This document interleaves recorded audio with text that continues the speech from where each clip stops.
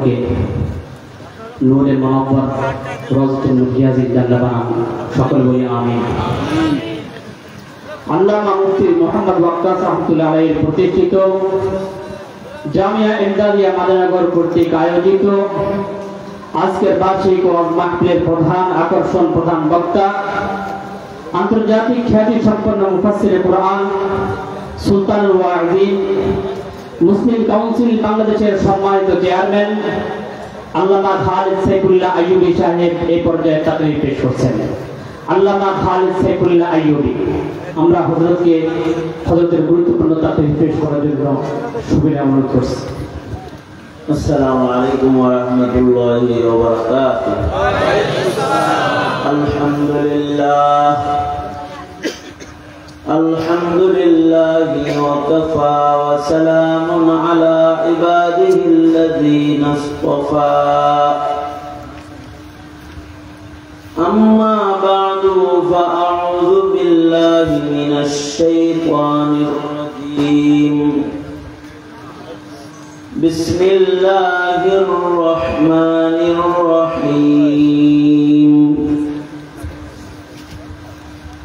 والذين يقولون ربنا هب لنا من أزواجنا وذرياتنا قرة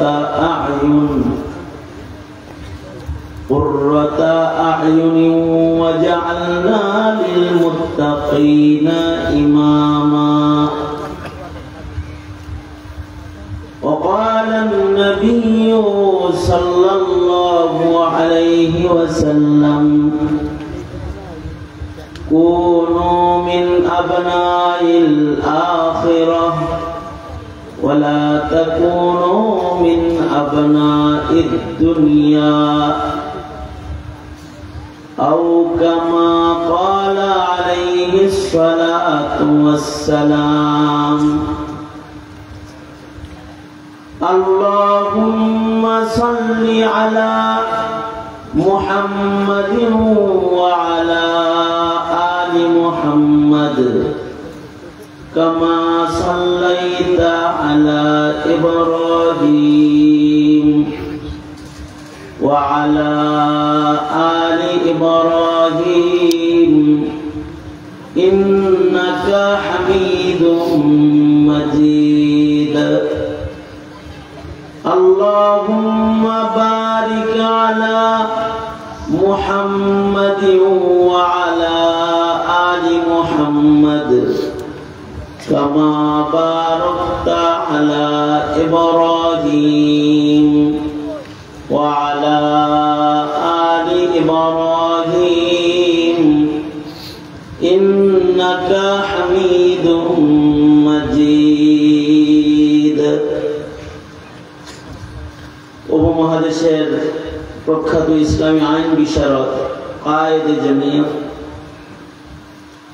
হযরতুল আল্লামা মুফতি মুহাম্মদ ওয়াক্কাস রাহমাতুল্লাহি আলাইহি প্রতিষ্ঠিত জামিয়া ইমদাদিয়া মাদানীনগর জামিয়ার বার্ষিক মহতী ওয়াজ মাহফিলের মোহতারাম সাদাত, মোহতারাম সভাপতি, উপস্থিত হযরত, বুজুর্গ, উলামায়ে কেরাম, সম্মুখপানে সমবেত দিন প্রিয়, ইসলাম প্রিয়, দিনদার ইমানদার মুমিন মুসলমান ভাইয়েরা,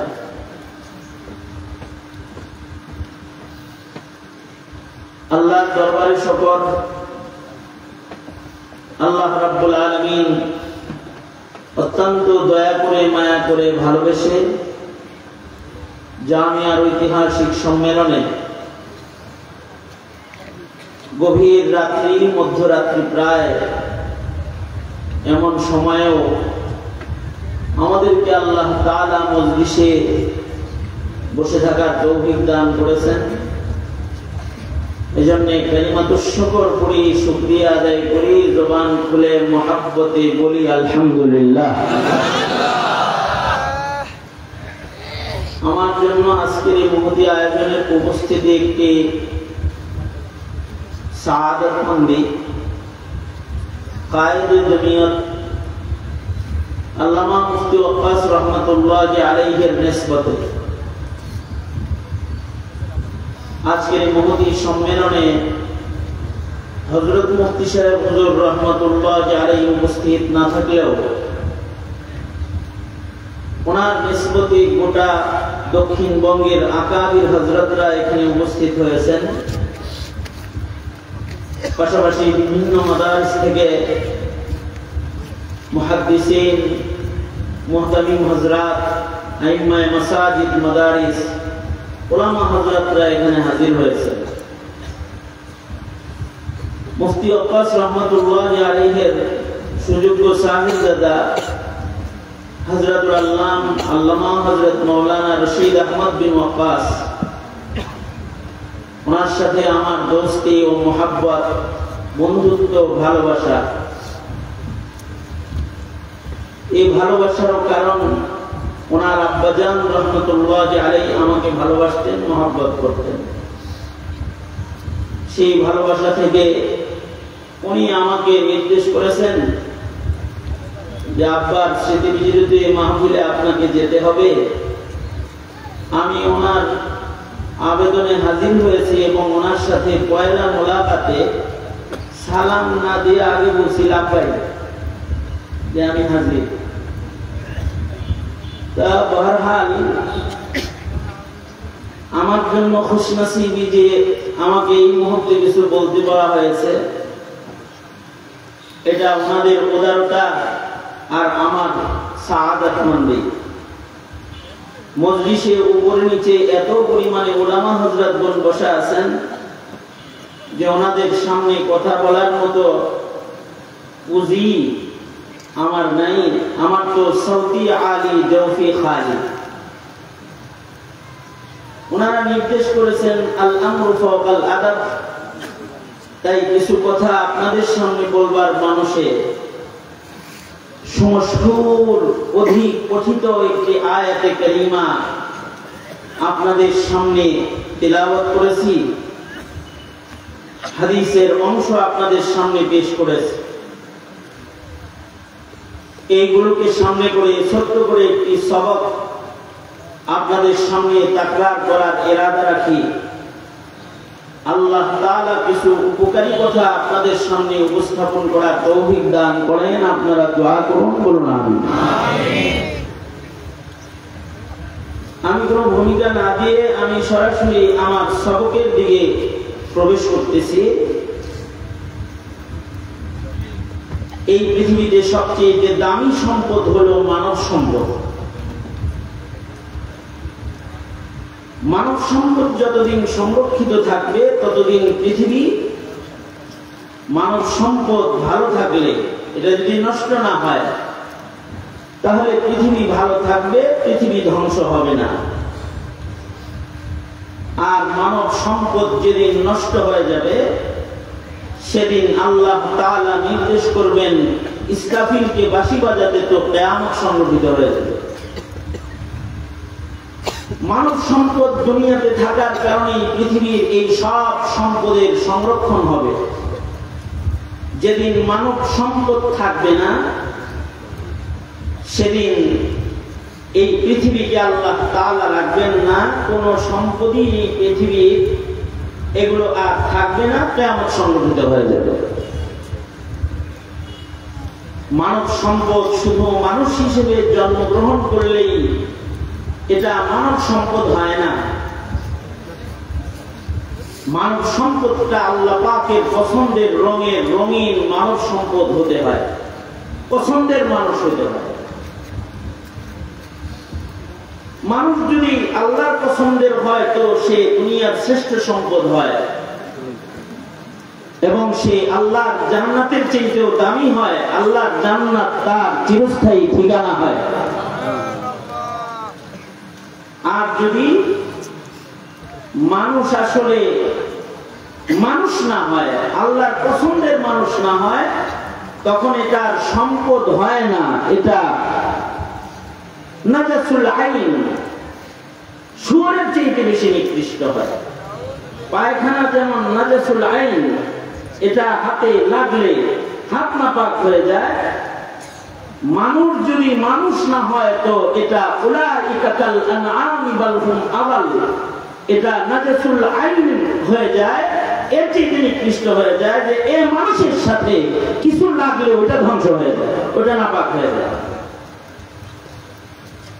এ কারণে কিছু মানুষের ছোঁয়া যদি ঘরের সাথে লাগে তো ঘর নষ্ট হয়ে যায়, কিছু মানুষের ছোঁয়া যদি সমাজের সাথে লাগে সমাজ বরবাদ হয়ে যায়, কিছু নাপাক মানুষের ছোঁয়া যদি দেশের উঁচু চেয়ারের সাথে লাগে তো দেশ নষ্ট হয়ে যায়। কারণ এই মানব সম্পদ যদি দামি হয় তো এটা জান্নাতের চাইতে দামি, কাবার চাইতে দামি। আর যদি এটা বরবাদ হয় তো এটা নিকৃষ্ট, নাজাসুল আইন, এটা রাখার উপযুক্ত না, এটা ধ্বংস করে দেয়া, এটাকে শেষ করে দেওয়া, এটার সাথে সম্পর্ক বিচ্ছিন্ন করা সময়ের দায়। এখানে মানুষকে মানুষ হতে হবে, মানুষ যেন মানুষ হতে পারে, এরা যেন নাজাসুল আইন না হয়, এরা যেন চতুষ্পদ জন্তুর চাইতে খারাপ না হয়।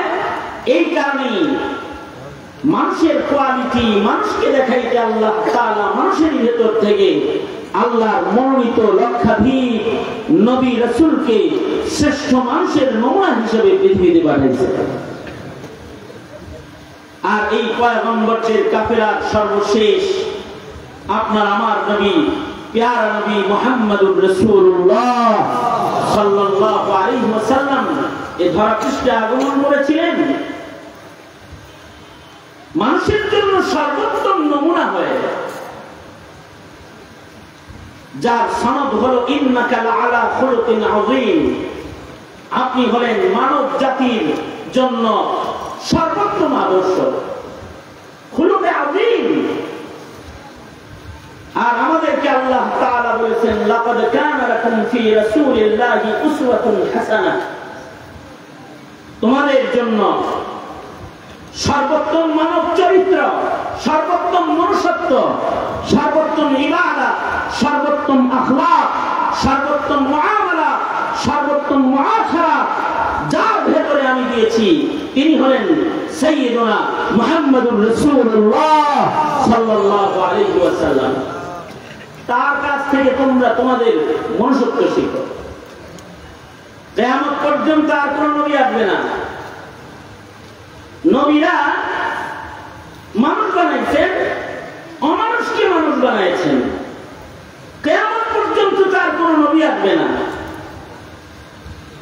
যদি এই পৃথিবীতে মানুষ বানানোর সিলসিলা বন্ধ হয়ে যায় তাইলে এই পৃথিবীর হায়াত কাটবে না, হায়াত টিকবে না। এ কারণে আল্লাহ তাআলা মানুষকে মানুষ হিসেবে গড়ে তোলার, ভালো মানুষের সিলসিলা জারি রাখার মেহনত শুধুই মাত্র আল্লাহ তাআলা উলামায়ে দ্বীনদের কাছে দেন নাই। আল্লাহ তাআলা যার ঘরে মানুষ জন্মগ্রহণ করবে তাকে আল্লাহ তাআলা তার ঘরের মানুষটাকে অমানুষ না হয় খেয়াল রাখতে নির্দেশ করেছেন। আমাদের ঘরে মানুষ জন্মগ্রহণ করে, মানুষেরই ঘরে মানুষ জন্মায়, সেই মানুষটা যেন নাজাসুল আইন না হয়, অমানুষ না হয়, এই দায়িত্ব আমার। ঘরে জন্ম নেওয়া মানুষগুলোর দায়িত্ব আমার। আপনার ঘরে জন্ম নেওয়া মানুষগুলোর দায়িত্ব আপনার। যার যার ঘরে নতুন মানুষ আসতেছে এই মানুষগুলার দায়িত্বভার ওই ঘরের কর্তার। আলা কুল্লুকুম রাইন ওয়া কুল্লুকুম মাসউলুন আন রাইয়াতিহি। ময়দানে মাহশারে এই দায়িত্ব সম্পর্কে সকলকে জিজ্ঞাসাবাদ করা হবে। এ কারণে পিতারা তাদের ঔরসের মানুষের কারণেই হয়তো দুনিয়াতে খেদমত, আখিরাতে নাজাত পাবে। আবার পিতারা মাতারা তাদের খানদানের ভেতরে আগত মানুষের কারণে দুনিয়াতে কষ্ট অথবা আখিরাতে হিসাব নিকাশ ও আযাবের মুখোমুখি হবে। কারণ সবাই দায়িত্বশীল। মানুষ যেমন নিজের ইচ্ছায় পৃথিবীতে আসে না, ভালো মানুষও অনেক সময় মেহনত করে বানানো যায় না। ভালো মানুষ আল্লাহর কাছ থেকে মঞ্জুরি নিতে হয়। আমি চাইলেই সব মানুষ ভালো হয়ে যাবে না। ইন্নাকা লা তাহদি মান আহবাবতা ওয়ালাকিন্নাল্লাহা ইয়াহদি মান ইয়াশা। এই কারণেই মেহনতের পাশাপাশি আল্লাহ তাআলা পৃথিবীর সকল পিতামাতাকেই তাদের ঔরসে জন্মগ্রহণ করা মানুষগুলো যেন অমানুষ না হয়, তারা যেন চক্ষু শীতলকারী মানুষ হয়, এই দোয়া আল্লাহ নিজ জিম্মায় তার বান্দাদের মুখে উঠায় দিয়েছেন। আল্লাহু আকবার জোরে করে বলেন। যেমন মহান আল্লাহ আমাদেরকে শিখাইছেন দোয়ার মাধ্যমে যে তোমরা এইভাবে আমার কাছে ভালো মানুষ চাও, দোয়া করো। ভালো মানুষ দুনিয়াতে চাওয়া অথবা ভালো মানুষ দুনিয়াতে গড়া, এটা তো নবীদের জিম্মাদারি ছিল। নবীরা দুনিয়াতে ভালো মানুষ বানাইছে। এখন তো আর নবী আসবে না। দুনিয়াতে কোন পিতাও যদি ভালো মানুষ কামনা করে আল্লাহর কাছে, এই কামনার এই সিফাতটা ইবাদুর রহমান হওয়ার জন্য একটা সিফাত, একটা গুণ হিসেবে আল্লাহ তাআলা গণনা করে। ও আমার কাছে ভালো মানুষ চাইছে, ও আমার গোলাম। আল্লাহু আকবার বলেন। আপনি যদি চান যে আল্লাহ আমার খানদানে আপনি একটা ভালো মানুষ দেন, তাতেও আল্লাহ আল্লাহর খাস বান্দা হিসেবে আপনাকে গণনা করবে। এখানে আল্লাহ তাআলা বলেন ওয়া ইবাদুর রহমান, ইবাদুর রহমানের যে সিফাতগুলো আল্লাহ তাআলা আল্লাহর কালামে বর্ণনা করেছেন, তার ভিতরে বিলকুল আখির শেষ নম্বরে এসে আল্লাহ পাক আল্লাহর গোলামদের একটা গুণ, এটাও আল্লাহ পাক বলেছেন যে আমার গোলামদের একটা গুণ হলো তারা আমার কাছে হাত পেতে বলবে ওয়াল্লাযীনা ইয়াকুলুনা রাব্বানা ওয়াল্লাযীনা ইয়াকুলুনা রাব্বানা হাব লানা মিন আজওয়াজিনা ওয়া যুররিয়াতিনা কুররাতা আ'য়ুন وجعلنا للمتقين إماما। আল্লাহর কাছে কামনা করতে হবে, ও আল্লাহ তুমি আমার বিবি, আমার ঔরস, আমার এই খানদানের ভেতরে, মুদ্রা কথা, তুমি গাঞ্জুকি পাঠায় না, গাঞ্জা খুঁড়দের সর্দার পাঠায় না, চান্দাবাজ পাঠায় না, ভদ্রা দুষ্ট সমাজ নষ্টকারী অসভ্য সন্তান পাঠায় না, অথবা আমার খানদানের ভেতরে তুমি যার উপরে অসন্তুষ্ট, যে আমাকে দুঃখ দেয়, আমাকে যন্ত্রণা দেয়, আমার চোখে অশ্রু ঝরায়, এমন কাউকে পাঠায় না আমার রক্তে। তুমি আমার খানদানে পাঠাও এমন কিছু মানুষ যারা আমার চক্ষুকে শীতল করবে, আর তারা এই জমিনের মুত্তাকিদের সরদারি করবে, এমন কিছু নেতৃত্বদাতা সরদার নেকুকার তুমি আমার খানদানে পাঠায়। এটা হলো মুমিনের দোয়া হবে। এটা আল্লাহ পাক নিজে শিখায় বান্দার মুখে উঠায় দিয়েছে।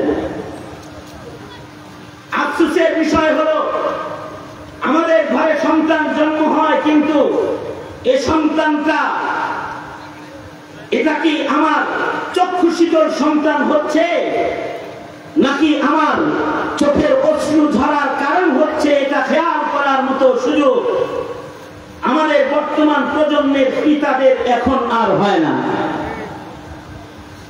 এই চিন্তা ভাবনাটা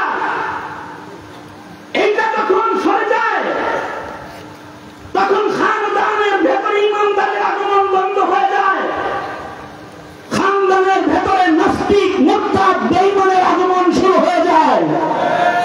খানদানের ভেতরে নাস্তিক জন্মায়, মুরতাদ জন্মায়, বেঈমান জন্মায়।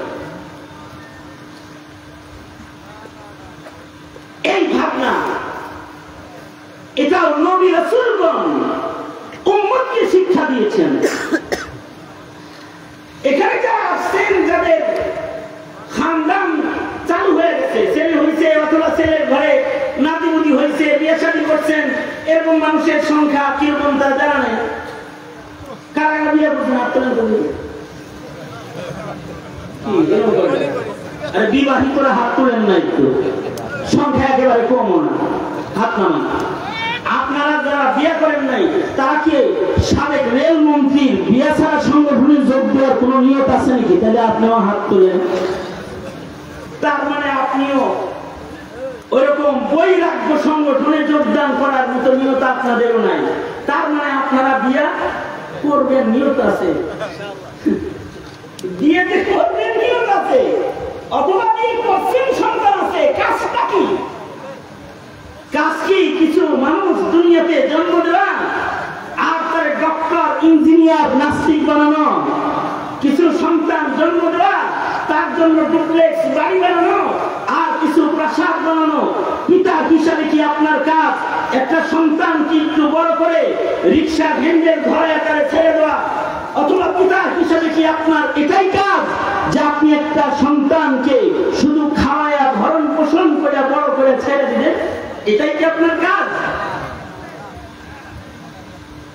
এই দায়িত্ব আদায় করা, এটা তো আপনার উচিত যে আপনার ঔরসের সন্তানটা যেন বেঈমান না হয়, আপনার ঔরসের সন্তানটা যেন বেদীন না হয়, আপনার ঔরসের সন্তানটা, আমার ঔরসের সন্তানটা যেন ইসলাম থেকে বেরিয়ে অন্য কোন জায়গায় সে ছিটকে পড়ে না যায়। এই ভাবনা, এই দায়িত্বশীলতা, এটা প্রতিটি মুসলিম পিতা মাতার ভেতরে থাকা ফরিজা, এক কর্তব্য, ফরজ কর্তব্য এটা। আমি একটা গল্প দিয়ে আমি আমার আলোচনা শুরু করি আজকে। আর একটা গল্প দিয়ে আলোচনা শেষ করার নিয়ত করছি। শুরু করি একটা গল্প দিয়ে। গল্পটা হলো হজ্জে বাইতুল্লাহ সফরে এক বুড়া চাচার সাথে আমার দেখা। একই রুমে থাকি, বুড়া চাচা আর আমি। চাচার মেয়ে, মেয়ের জামাই, নাতি, নাতনি, এরাও হাতে গেছে, পাশের রুমে আছে। এক পর্যায়ে চাচার জামাই এই রুমে আসছে শ্বশুরের সেবা যত্ন করতে, খেদমত করতে। তো চাচা ধরে করে আলহামদুলিল্লাহ বলে, হুজুর আলহামদুলিল্লাহ, জামাইটাও আছে, আপনিও আছেন, একটু দোয়া দিয়ে দেন, এটা আমার ছোট মেয়ের জামাই। এটা বললেন। আমি তাকে দেখে তো মনে করছি আমাদের রশিদ আহমদ ভাইয়ের আকৃতি আর কেমন। আমি মনে করছি এটা আজকে কোনো সাইকেল দিতে হবে, কোন মাদ্রাসা। আরো বুজুর্গ ভাবসা, পাগড়ি টুপি, দাড়ি, টুপি, লেবাস দেখে মনে হয় পাক্কা চাচা, একদম সাইকেল। আমি ওনাকে ভয়ে ভয়ে জিজ্ঞেস করলাম, ভাইজান কোন মাদ্রাসার খাদেম? এটা জিজ্ঞেস করছি। উনি একটু সার্গিন্দা হয়েছে। উনি বলে, না হুজুর, আমি আপনার ভক্ত, আপনার বয়ান শুনি, ওই যে তবলিগের মাঠেও আপনার বয়ান শুনছি। দাওয়াত তবলিগের বরকতে রংটা আল্লাহ দান করছে, আল্লাহ ওয়ালাদের সোহবতের বরকতে আপনাদের মতো দেখা যায়। তার এই কথা শুনে তাকে আমার প্রথম সান্ত্বনা ছিল এইটা যে মান তাশাব্বাহা বিকাওমিন ফাহুয়া মিনহুম। দেখতে যেহেতু আলেম আলেম লাগতেছে, এটাও যদি আল্লাহ কবুল করে তো নবী বলছে তাদের কাতারে হাসরে দাঁড় করায় দিবেন আল্লাহ তাআলা। এটা ধরে রেখে যাই হোক, এটা বললাম। তো চাচা মেয়েরে জিজ্ঞেস করলাম, মাশাআল্লাহ মাশাআল্লাহ, নসিব কপাল তো ভালো, মেয়ে মেয়ের জামাই যেহেতু শরীফুল্লাহ, খানদানটা ভালো হওয়ার একটা সম্ভাবনা আছে। আল্লাহ পাকের শুকরিয়া আদায় করেন। তাই এটা যেহেতু ছোট মেয়ের জামাই, তো বড় মেয়ের জামাই কেমন আছে? আলহামদুলিল্লাহ, এটাও আমার একটা বুজুর্গের মতন। মাশাআল্লাহ, ছেলে নাই আছে? আমি বললাম, কয় ছেলে কয় মেয়ে? তো চাচা বললো, 2 ছেলে 2 মেয়ে। আলহামদুলিল্লাহ। 2 ছেলেও সব সময় দিনের কাজেই ব্যস্ত থাকে।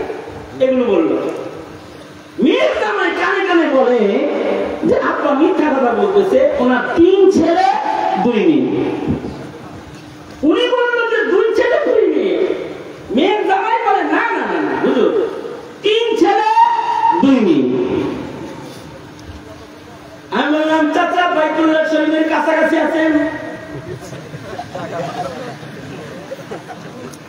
কারণ মক্কাতুল মুকাররমা কাবা ঘরে যদি কেউ একটা নেকির কাজ করে লক্ষ গুণ সওয়াব আমলনামায় জমা হয়। কোন বর্ণনায় আছে হুদুদে হারামের ভেতরে যত নেক কাজ হবে লক্ষ গুণ সওয়াব দেয়া হয়। আপনি যে কাবা ঘরের পাশে বসে বসে মিথ্যা কথাটা বললেন, একটু কাঁপলেন না? আপনার মেয়ের জামাই বলতেছে আপনার 3 ছেলে 2 মেয়ে, আর আপনি হাত উঠায় আঙ্গুল দেখায় বলতেছেন 2 ছেলে 2 মেয়ে। এমন মিথ্যা কথাটা কাবা ঘরের পাশে কেন বললেন? এটা ছিল আমার প্রশ্ন চাচার কাছে। চাচা সচ্চা পাক্কা বুজুর্গদের সোহবতে তার মেজাজ বড় স্বচ্ছ পুত পবিত্র।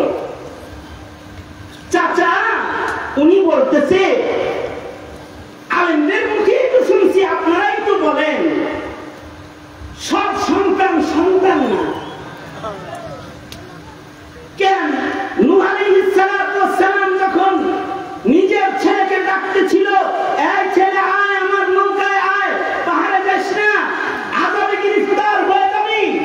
ছেলেটা যখন কথা না শুনে উল্টা চলতেছিল, পয়গম্বর যখন কান্না করছিল, তখন আল্লাহ কি পয়গম্বরকে সুসংবাদ দেয় নাই যে পয়গম্বর ওইটারে ছেলে ছেলে বলে ডেকে লাভ নাই, ও তোমার সন্তান হিসাবে আমার কাছে গণনায় না, লাইসা মিন আহলি, এ তোমার আহাল না। আল্লাহ কি এটা বলেন?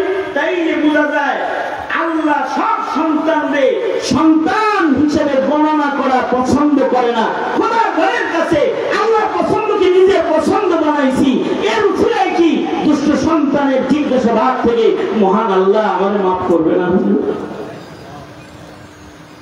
এই কথা বলে এই চাচা হামার করে কান্না শুরু করল। তার মানে হলো সব সন্তান সন্তান না। সন্তান যদি দুষ্ট হয় তাহলে, সন্তান যদি বেঈমান হয় তাহলে ইমানদার বাপের গণনার সন্তান সে আর রয় না।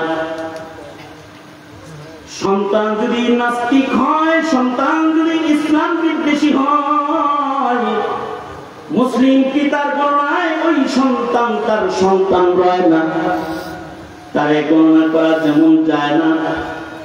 আমি তালে তাল মিলে এটাও বলি, মুসলমানের দেশে তোমরা যারা রাজনীতি করো, তোমাদের যে কর্মীগুলা তোমাদের ফরমান মানে না অথবা জমিনের শৃঙ্খলা রক্ষা করে না, এই সন্ত্রাসী গুলাকে কর্মী হিসেবে গণনা করা এটা মুসলমান মাটির দেশে চলে না।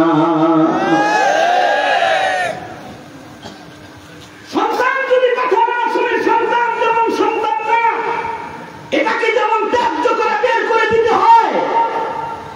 এই দেশে ইসলামের মাটিতে, মুসলমানের মাটিতে, উলামায়ে দ্বীনের মাটিতে, ওই বুজুর্গের মাটিতে, মুসলিম মুমিনদের মাটিতে যারা রাজনীতি করে, তারা রাজনীতি ক্যাডার প্রস্তুত করে খুনিয়ার সন্ত্রাসী দিয়ে বল চালানোর অধিকার তোমরা রাখো না।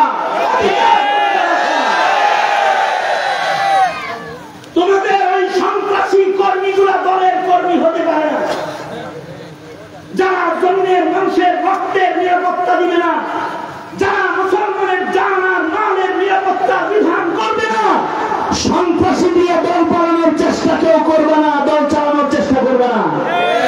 কারণ আওয়ামী লীগ সন্ত্রাসী কোন করে না, আওয়ামী লীগের সন্ত্রাসী কেউ মাইনে নেয় নাই। আপাতত বহু পাশেই আছে, কাছাকাছি বসে বাইরে আছে, এই দেশে নাই। এই দেশে যারা সন্ত্রাসী রাজনীতি করবে, আমরা আমাকে রাজনীতির প্রাঙ্গণে দেখাবো, তাদেরকে দেশে থাকতে দেওয়া হবে না, থাকতে দেওয়া হবে না। দেশে মুসলমানের দেশ, মুসলিম মিল্লাতের দ্বিতীয় বৃহত্তর ঘাঁটি আমার সোনার মাটি বাংলাদেশ।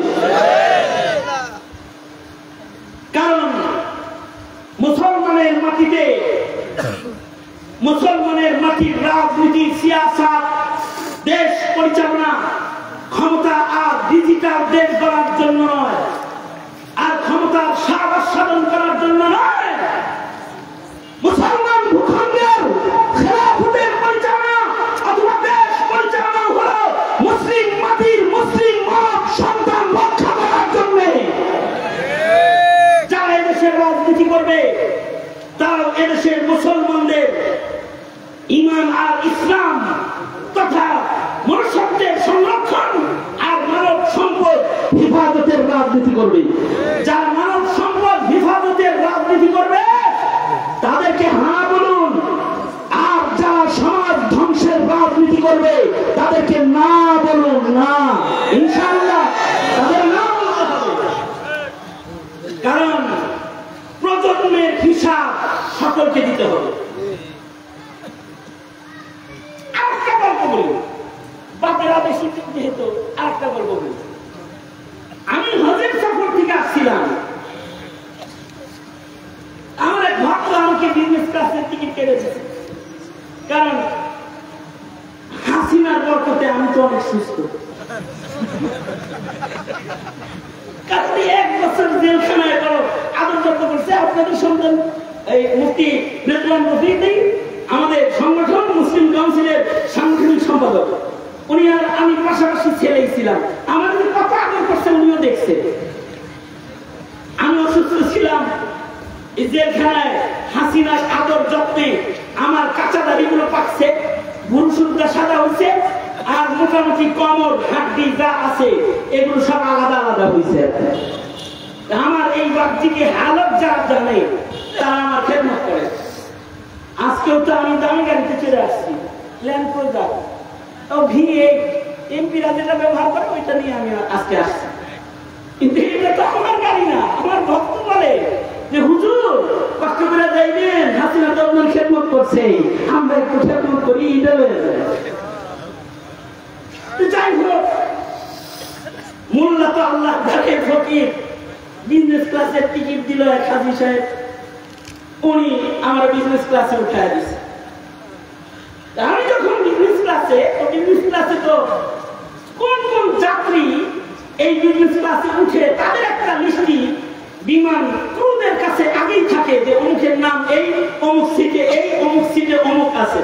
একজন এসে বিজনেস ক্লাসে আমার সামনে এসে দাঁড়ায় বলতেছে, your name Khalid Saifullah UE? Yes.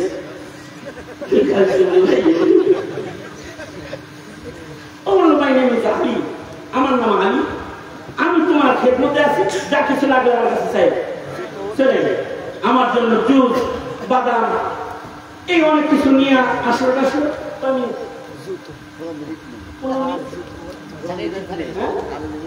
আপনারা কয় মিনিট আছেন? কতক্ষণ থাকবেন? কেউ নড়াচড়া করবেন সামনে? কতক্ষণ থাকবেন? রাত বাজে প্রায় 12টা। কতক্ষণ থাকবেন?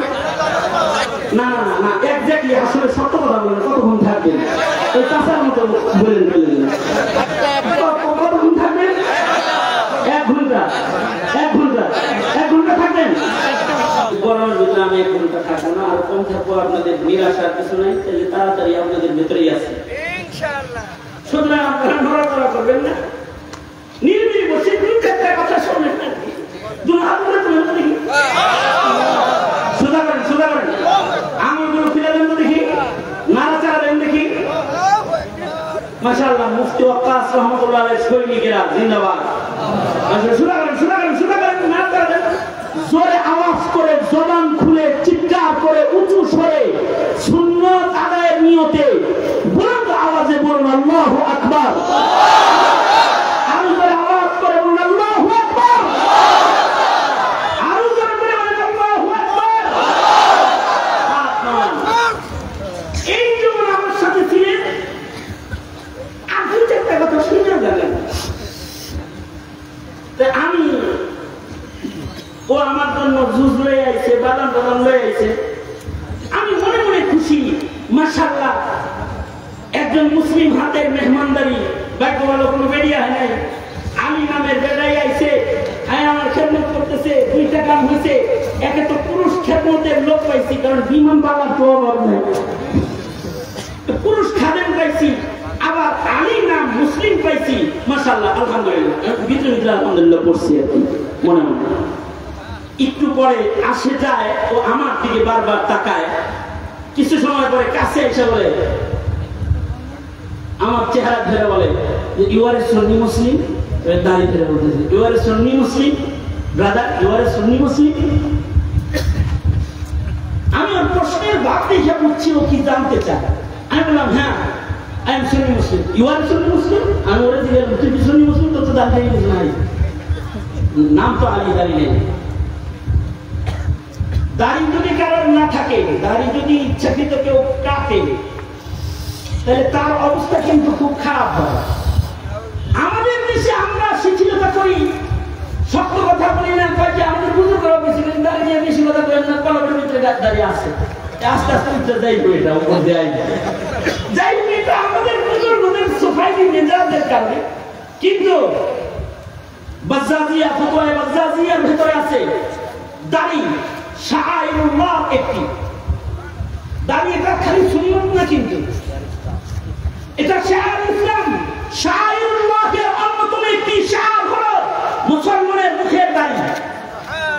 সুবহানাল্লাহ,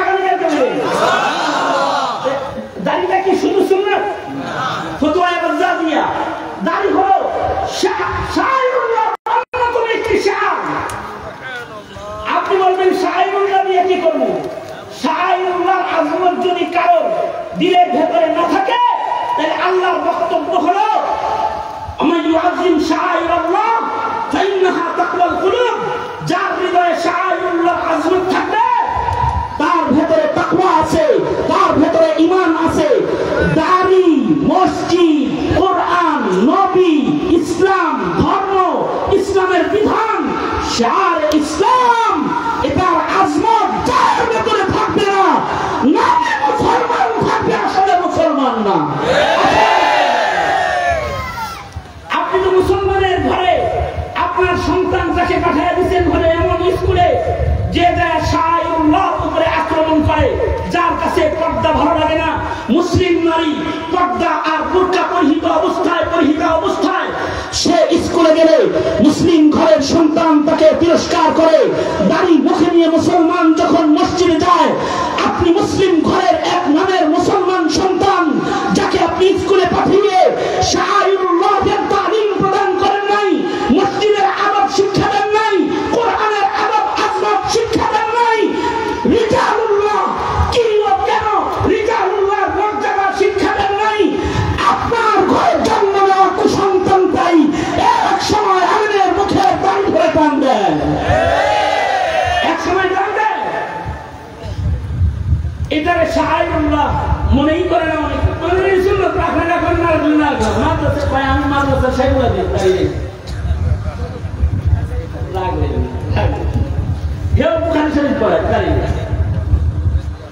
দাঁড়িটাতে কি এটা জানি না, সরকারি সার্টিফিকেট নিয়ে শাইখুল হাদিস হিসেবে বুখারী শরীফের সামনে দাঁড়িয়ে তুমি মুহাদ্দিস হয়ে গেল, এখনো পর্যন্ত শাআইরুল্লাহ চেনার যোগ্যতা তোমার হয় নাই।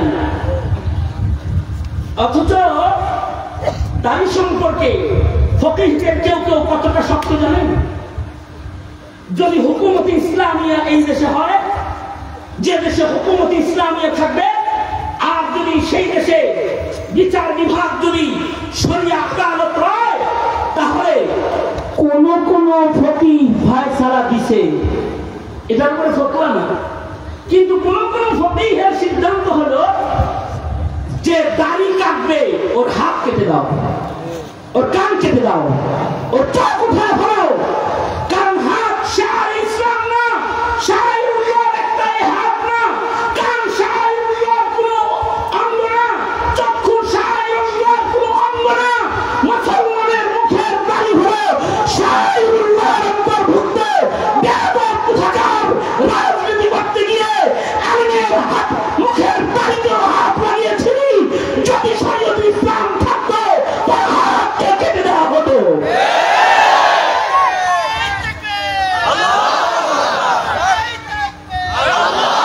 দাড়ি গুরুত্বপূর্ণ একটি জিনিস। অনেকে বলে দাড়ির ভেতরে কি ইসলাম? বলে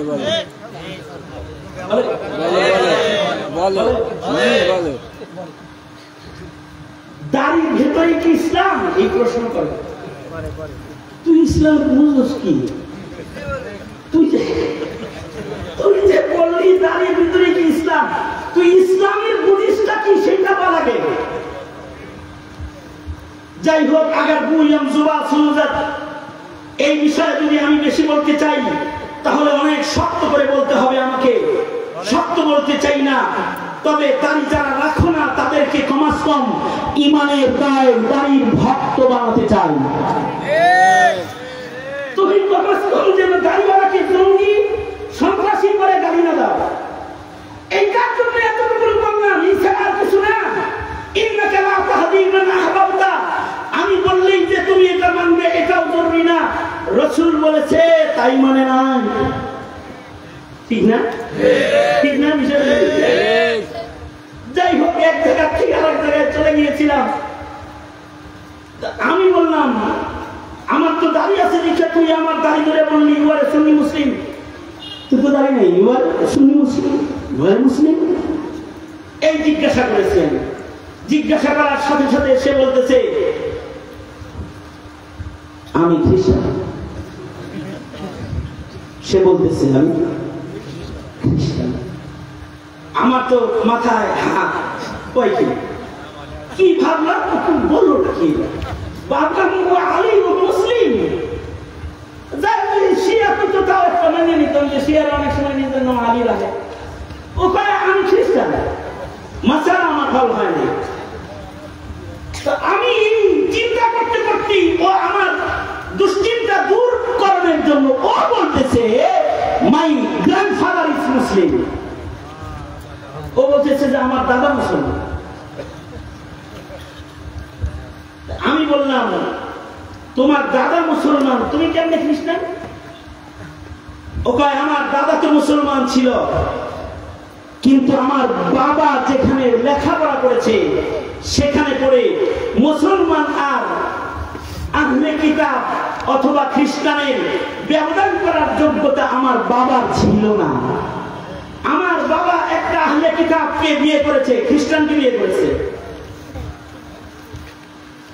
তবে আমার বাবা যখন বুঝেছে সন্তানগুলো তো এই মহিলার পেট থেকেই হয়েছে, আমার মায়ের পেট থেকে আমরা বেরিয়েছি, আমরা যেন মায়ের দলে চলে না যাই, সে কারণে আমাদের 4 ভাইয়ের নাম আমার বাবা 4 খলিফার সাথে মিলে রাখছে। অর্থাৎ আমার বড় ভাইয়ের নাম আবু বকর, আমার মেজু ভাইয়ের নাম উমর, আমার সেজু ভাইয়ের নাম উসমান, আমি নাম্বার 4, আমার নাম আলী। বাপে 4 খলিফার সাথে মিলে 4 সন্তানের নাম রাখছে। কিন্তু সে বলল কিন্তু আমরা ছোট থাকতেই আমাদের বাবা ইন্তেকাল করেন। মা আমাদেরকে খ্রিস্টান স্কুলে ভর্তি করাইছে, খ্রিস্টান হিসাবেই আমরা বড় হয়েছি এবং খ্রিস্টান বাড়িতেই আমাদের বিয়ে শাদী হয়েছে। অসুবিধা নাই, তোমাদের রব আল্লাহ, আমাদের রব আল্লাহ, তুমি এত দুশ্চিন্তায় বসে কেন? আমাকে বলতেছে তুমি একটা ধর্ম মানো, আমি একটা ধর্ম মানি। তার মানে হলো ওর দাদা ছিল পাক্কা মুসলমান, কিন্তু দাদার নাতি হয়ে ও ইসলাম কি তাও বুঝে না, অথবা খ্রিস্টান কি জিনিস তাও সে বুঝে না। এত দূরত্ব ওর যে আসলো অনেকগুলো জেনারেশন পার করে নয়, মাত্র একটা জেনারেশন মাঝখানে ধর্ম শিক্ষার অবহেলায়, এই অবহেলার শিকার হওয়ার কারণে দ্বিতীয় সেকেন্ড জেনারেশন এটা মুসলিম নয়, খ্রিস্টান হয়ে গেল। আমি বিমানে 5.5 ঘন্টা সফর করেছি বটে, কিন্তু এই 5.5 ঘন্টার ভেতরে না আমি আমার চোখকে লাগাইতে পেরেছি, শুধুই মাত্র এটাই ভেবেছি এই লোক যদি 1 জেনারেশন পূর্বে দাদা মুসলমানের সন্তান হয়ে যদি নাবিক হিসাবে সে খ্রিস্টান হয়, আমরা যদি আমাদের দেশটাকে নাস্তিকবাদের হাতে ছেড়ে দেই, আওয়ামী লীগ আর যারা নাস্তিকদের দোসর, যারা আমেরিকার গোলাম, যারা হিন্দুস্তানের গোলাম, যাদের কেউ এদেশকে হিন্দুস্তান বানাইতে চায়, যাদের কেউ এদেশের মুসলমানদেরকে ধর্মান্ধ বানাইতে চায়, যাদের কেউ এই দেশের মুসলমানকে মূর্তি পূজা শিখাইতে চায়, অথবা যাদের কেউ এই দেশে সমকামিতাকে চালু করতে চায়, যাদের কেউ এই দেশের শিক্ষাঙ্গনে যারা গানের শিক্ষক নিয়োগ দিয়ে গান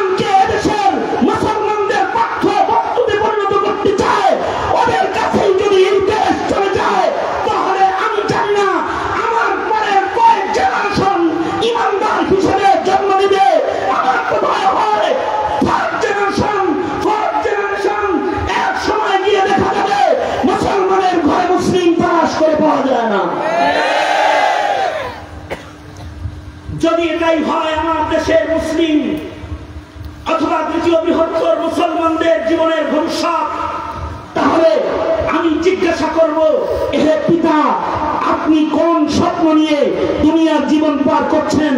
আপনি কি খ্রিস্টানের দাদা হতে চান, অথবা নাস্তিকের নানা হতে চান, নাকি মুসলিম মিল্লাতের নাজাতপ্রাপ্ত সন্তানদের দাদা নানা হতে চান? এটা হবে আমার আপনাদের কাছে জিজ্ঞাসা।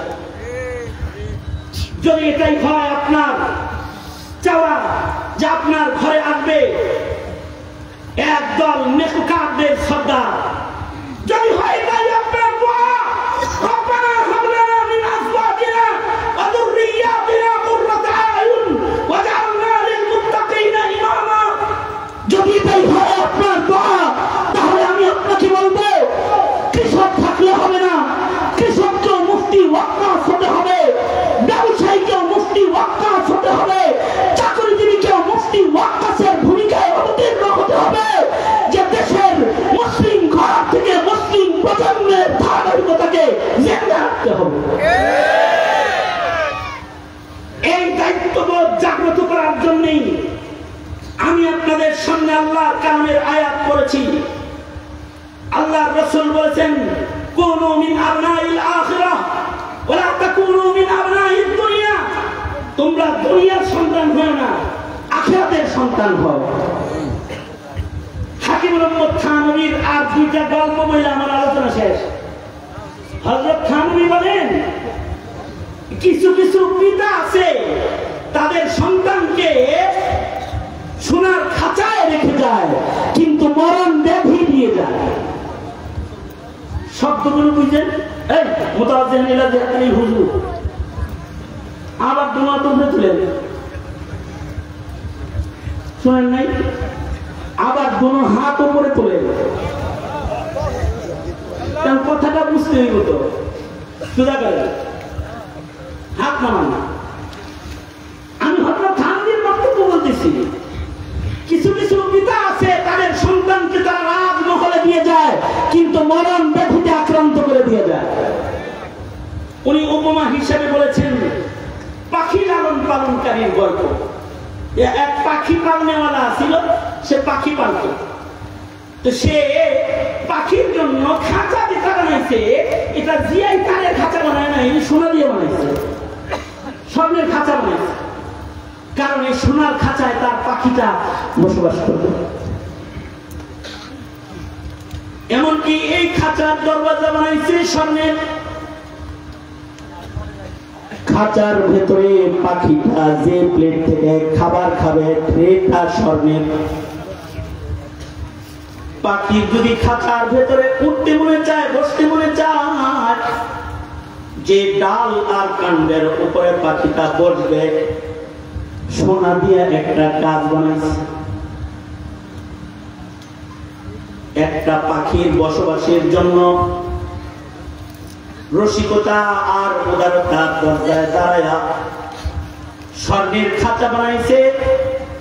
খাঁচার দরজা স্বর্ণের বানাইল, খাঁচার ভেতরে পাখির খাবারের বর্তন স্বর্ণের বানাইল,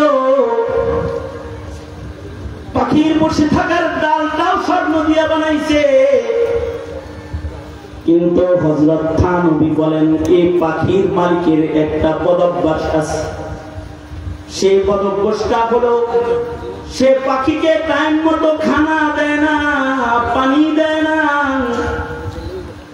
টাইম মতো খানা পানি না দিয়ে যদি পাখিকে সোনার খাঁচায় কেউ লালন পালন করে, কিছুদিন পরে যেমন পাখিটা হৃষ্ট পুষ্ট রবে না, খাঁচার ভেতর থেকে পাখিটা মৃত হয়ে বের হয়ে যাবে। হযরত থানবী বলেন, কিছু কিছু পিতা আছে যারা সন্তানের জন্য বাড়ি করে, গাড়ি করে, প্রাসাদ নির্মাণ করে, সোনার প্লেট বানায় দিয়ে যায়, সুন্দর গাড়ি কিনে সন্তানকে ব্যবহারের জন্য দিয়ে যায়, সব কিছু কইরা যায়, কিন্তু এই সন্তানটা এই ঘরে মুসলিম হিসেবে বেঁচে থাকার জন্য যে ঈমান আর তালিম আর তারবিয়তের শিক্ষা তার দরকার ছিল। এইটা থেকে তাকে বঞ্চিত করে যে বাবারা সোনার খাঁচা সোনার বাড়ি রেখে চলে যায়, তারা মুসলিম হিসেবে বাড়ি থেকে বের হইলেও তাদের সন্তানগুলা মরা পাখির মতো বেঈমান হয়ে তাদের ঘর থেকে এক সময় তারা বের হয়ে যায়। আর যদি কোনো পিতা লোকমানের মতো আদর্শ পিতার খাতায় নিজের নাম লেখায়, সন্তানকে যদি তাওহীদ শিখায়, শাআরুল্লাহ শাআইরুল্লাহর তালিম যদি দেয়, দ্বীন ও ঈমান ও ইসলাম যদি সন্তানকে শিখায়, তাহলে এই সন্তানকে বাড়ি গাড়ি যদি কইরা নাও দেয়, সন্তানটা যদি দেখতে কালো হয়, সন্তানটা যদি হত দরিদ্র হয়, সন্তানটা যদি তার বিকলাঙ্গ হয়, তারপরও এমন নেক ঈমানদার সন্তানগুলা পিতা মাতা নাজাতের জন্য সন্তানগুলা যথেষ্ট হয়ে যায়। এই কারণে আল্লাহ তাআলা বলে, তোমরা এমন সন্তান আমার কাছে চাও। কেউ যদি আরবিতে দোয়া করতে না পারো তাহলে এমনি দোয়া করবে, একটা সন্তান দে মাওলা, এমন একটা সন্তান দে কামাই খাওয়ার আশা নাই, মইরা গেলে দোয়া করবে যে। যেমন ওয়াক্কাস রহমাতুল্লাহ আলাইহি চলে গেছেন, কিন্তু রশিদ আহমদ রেখে গেছেন। তিনি চলে গেছেন, হুসাইন আহমদ রেখে গেছেন। বুখারী শরীফের তওয়াফ চলতেছে, জামিয়া চলতেছে, নেকির কাজের সরকারি চলতেছে। এরা হলো আদর্শ পিতা।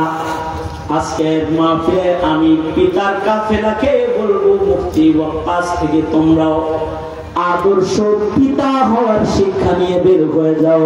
খোদার কসম, কবরের দরজা যদি খুইলা দেখো, দেখবা মুফতি ওয়াক্কাস হাসতেছে। তোমাদের এই শিক্ষার দেখে তিনি হাসছে। মুহতারাম হাজিরিন, এটাই এই গোলামের মুখতাসার দাওয়াত। আসুন, নিকৃষ্ট ভ্রষ্ট পিতা, ভ্রষ্ট আলের মুখোমুখি আমরা যেন না হই। আমাদেরকে আল্লাহ তাআলা উৎকৃষ্ট পিতা, উৎকৃষ্ট সমাজ আমাদেরকে দান করেন। আর উৎকৃষ্ট সমাজ বিনির্মাণে উলামায়ে কেরামের কিয়ামতকে আল্লাহ তাআলা বাংলার জমিনে স্থায়ী করেন। আমিন বলেন, জোরে করে বলেন আমিন।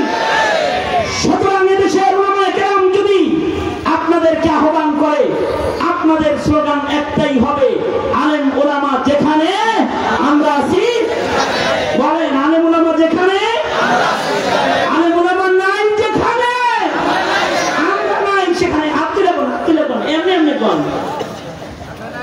বলেন আলেম উলামা যেখানে, আলেম নাই যেখানে, আমরা নাই সেখানে, আলেম নাই যেখানে, উলামায়ে কেরাম নাই যেখানে, আমরা নাই সেখানে। স্মরণ থাকবে তো ইনশাআল্লাহ। তোমরা যুব সমাজ যারা আসছো, শাইরুল্লাহর হিফাজত করে না। পায়ে হাত দিয়ে বললাম, দাড়ি কাটো না, দাড়ি কাটার প্রয়োজন হলো না। তুমি মুসলিম হিসেবে শাইরুল্লাহর ভক্ত হও, নবীর সুন্নাহকে ভালোবাসা শিখো, নবীজির সাথে আল্লাহর জান্নাতে থাকবে। আল্লাহ তাআলা যা বলেছে তার থেকেই ভালো কিছু শিক্ষা সাথে নিয়ে সকলকে ঘর পর্যন্ত যাওয়ার তৌফিক দান করেন। এই শিক্ষাগুলোকে কবর পর্যন্ত নিজের পথ চলার পুঁজি বানাইবার তৌফিক দান করেন। আমিন। जो कुछ हुआ या रब तेरे करम से हुआ, जो कुछ होगा तेरे करम से ही होगा। हयात बाकी, मुलाकात बाकी, मुलाकात बाकी, नसीहत बाकी। व आखिर दअवाना अल्हम्दुलिल्लाहि रब्बिल आलमीन। সংক্ষিপ্ত দোয়া, আলহামদুলিল্লাহি রাব্বিল আলামিন, والصلاة والسلام على سيد الأنبياء والمرسلين محمد وعلى آله وأصحابه أجمعين আমাদের যে আকাবির গুলা হারায় গেছে আল্লাহ সে হারানো আকাবিরদের একজন আকাবির কায়েদে জমিয়ত আল্লামা মুফতি ওয়াক্কাস রাহমাতুল্লাহ আলাইহি তার স্মৃতি বিজড়িত তার প্রতিষ্ঠিত মাদ্রাসা জামিয়ার পাশে গভীর রাত মধ্যরাত পর্যন্ত আশিকিনরা মৌমাছির চাকের মতো বসে রয়েছে উপরে নিচে ওলামা হযরতরা রয়েছে পৃথিবীর শ্রেষ্ঠ সম্পদ মানব সম্পদ রক্ষার শিরোনামে দুই চারটি সবক তোমার বান্দাদের কানে গোলাম তাকরার করেছি ভিক্ষুকের মতো দুইটা হাত তোমার আদালতে কিবরিয়াতে বাড়ায় ধরেছে জিন্দেগির সব গুনাহের জন্য তোমার কাছে মাপ চাই ও আল্লাহ আমাদের জিন্দেগির সব গুনাহ তুমি মাফ করে দাও জেনে না জেনে অন্ধকারে আলায় গোপনে প্রকাশ্যে যত পাপাচার করেছি ক্ষমা করে দাও বেপানাকে পানা দাও বেরুজিকে রুজি দান করো শান্তি দূর করে শান্তির ফয়সালা করো মুফতি সাহেব রহমাতুল্লাহ আলাইহির দারাজাতকে বুলন্দ করো তার রেখে যাওয়া আমানত সন্তানদেরকে হেফাজত করার তৌফিক দান করো ইয়া আল্লাহ রব্বুল আলামিন আমরা যারা হাত তুলেছি জানি না কার মা নাই কার বাবা নাই রব্বুল আলামিন জীবনের পরে যারা পিতামাতা হারিয়ে ফেলেছে তাদের মা বাবার কবর জান্নাতের বাগান বানিয়ে দাও যাদের আব্বা আম্মা অসুস্থ করে দাও খেদমত করার তৌফিক দাও আমাদের আল ও ইয়ালকে আমাদের জন্য নাজাতের উসিলা বানায় দাও পৃথিবীর নিকৃষ্ট জালেম ইসরায়েলকে ধ্বংস করে দাও আল্লাহ ফিলিস্তিনের মুসলিমদের জন্য নাজাতের দরওয়াজা খুলে দাও প্রিয় মাতৃভূমি বাংলাদেশকে তুমি রক্ষা করো হেফাজত করো দেশ ও জাতিকে তুমি হেফাজত করো আল্লাহ اللهم عافنا بقدرتك وادخلنا في رحمتك نسألك العفو والعافية في الدنيا والآخرة يا جابر العزم الكثير يا رازق الطفل الصغير يا بديع العجائب بالخير يا بديع اللهم أعنا على ذكرك وشكرك وحسن عبادتك اللهم أعنا بالعلم وزينا بالحلم وأكرمنا بالتقوى وجملنا بالعافية